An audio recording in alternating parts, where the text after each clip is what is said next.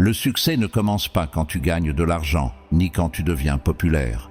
Il commence le jour où tu prends le contrôle de ta vie, en maîtrisant deux comportements que presque tout le monde néglige: la discipline silencieuse et le contrôle émotionnel. Le premier comportement, la discipline silencieuse, c'est la capacité d'avancer même quand personne ne te regarde. C'est l'habitude de faire ce que tu dois faire, même quand tu n'as aucune motivation. C'est quand tu travailles en secret, loin des réseaux sociaux, loin des regards, loin des applaudissements. C'est cette force intérieure qui te pousse à étudier pendant que les autres dorment, à t'améliorer pendant que les autres se distraient, à économiser pendant que les autres dépensent. La discipline silencieuse, ce n'est pas quelque chose qu'on peut montrer. Ce n'est pas glamour, ce n'est pas spectaculaire. C'est ennuyeux, répétitif, fatigant. Mais c'est dans cette répétition que tu te construis. Les gens voient tes résultats, mais ils ne voient jamais tes sacrifices, tes nuits blanches, tes doutes, tes efforts invisibles. Ils voient le succès final, mais jamais les milliers de petites actions qui t'ont mené là. Si tu veux changer ta vie, commence par changer tes habitudes quotidiennes. Pas demain, pas plus tard, pas quand tu te sentiras prêt. Commence maintenant, même si tu n'en as pas envie. Car c'est justement là que la discipline se crée, quand ton corps dit non, mais que ton esprit dit oui. Quand tu continues malgré la fatigue, quand tu restes concentré malgré la lassitude, quand tu refuses d'abandonner alors que tout te pousse à arrêter. Le deuxième comportement qui déclenche le succès, c'est le contrôle émotionnel.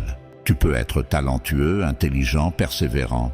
Si tu ne contrôles pas tes émotions, tu vas détruire ce que tu construis. Les émotions non maîtrisées t'amènent à abandonner trop tôt, à répondre sous impulsion, à te fâcher pour rien, à changer de direction chaque fois que la vie te teste.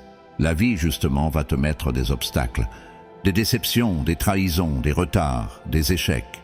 Et si tu laisses la colère ou la frustration décider pour toi, tu vas ruiner ton progrès.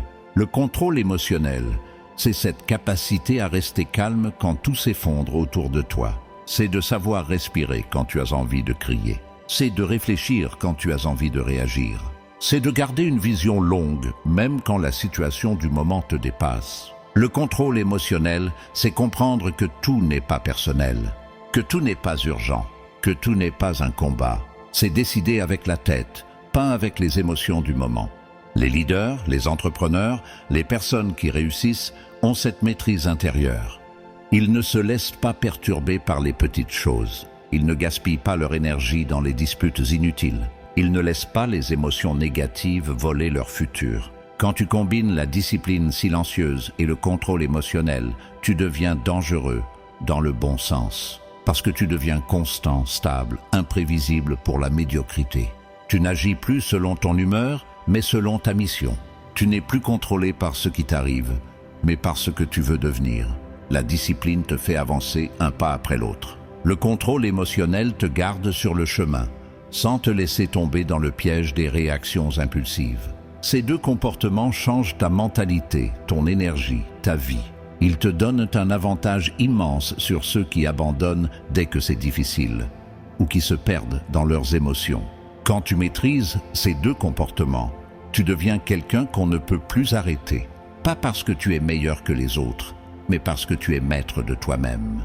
Et c'est là que commence réellement le succès. Le jour où tu n'es plus esclave de tes humeurs, le jour où tu n'attends plus la motivation, le jour où tu avances même dans le silence, le jour où tu restes calme dans la tempête, c'est ce jour-là que ta vie commence à changer. Et c'est ce jour-là que ton succès naît réellement.